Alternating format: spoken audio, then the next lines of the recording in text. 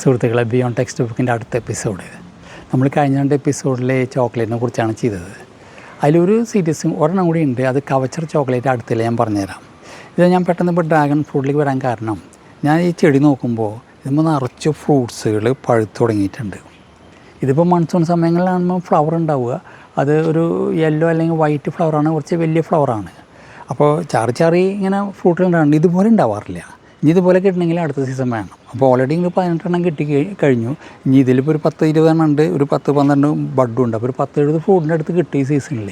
ചെറിയൊരു സെറ്റപ്പിൽ എനിക്ക് കിട്ടി.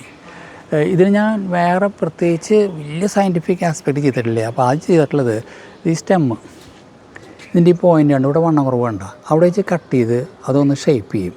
എന്നിട്ട് ഈ ഭാഗം മണ്ണിൽ കുത്തിവെക്കും. കുത്തിവെക്കുമ്പോൾ 2 കാര്യം ശ്രദ്ധിക്കുക. ഒന്ന്, ഇതിനൊരു സപ്പോർട്ട് വേണം, അല്ലെങ്കിൽ നീളം വയ്ക്കുമ്പോൾ പൊടിയും.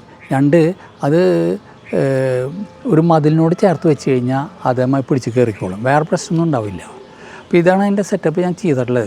നമുക്ക് വീട്ടിൽ ചെയ്യാവുന്നൊരു സെറ്റപ്പ്. അതിൻ്റെ ഞാൻ ബേസ് കാണിച്ചു തരാം.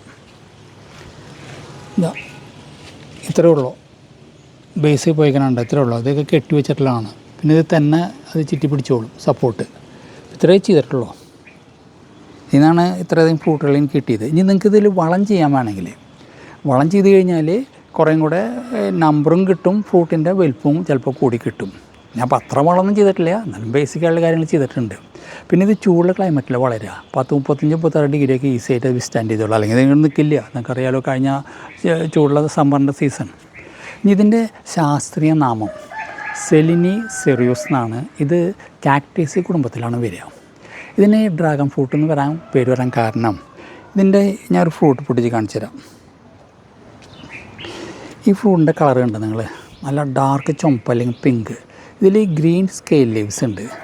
ഇത് കണ്ടു കഴിഞ്ഞാൽ നമ്മൾ മിത്തിലൊക്കെ പറയണ പഴയ മിത്ത് പുരാതനമായിട്ടുള്ള കഥകളിലൊക്കെ പറയുന്ന ക്രീച്ചേഴ്സിൻ്റെ ഒരു ചായ തോന്നിയിട്ടുണ്ട്. അങ്ങനെയാണ് ഇതിനെ ഡ്രാഗൺ ഫ്രൂട്ടിന് വന്നിട്ടുള്ളത്. ശരിക്കും ഇതിൻ്റെ പേര് ഒറിജിനൽ സ്ഥലങ്ങളിൽ വിളിക്കുക പിറ്റായ അല്ലെങ്കിൽ പിറ്റഹായ എന്നാണ് ഇതിൻ്റെ പേര് വരിക. ഈ സാധനത്തിൻ്റെ പേര്. ഇത് സ്കെയിൽ ഫ്രൂട്ട് എന്നുള്ള അർത്ഥത്തിലാണ് ആ പേര് വന്നിട്ടുള്ളത്. ഇതിന് വിയറ്റ്നാമീസ് ലാംഗ്വേജിൽ ഇതിനെ പറയുക ടാങ് ലാങ് എന്നാണ്. അതിൻ്റെ അർത്ഥം ഗ്രീൻ ഡ്രാഗൺ എന്നാണ്.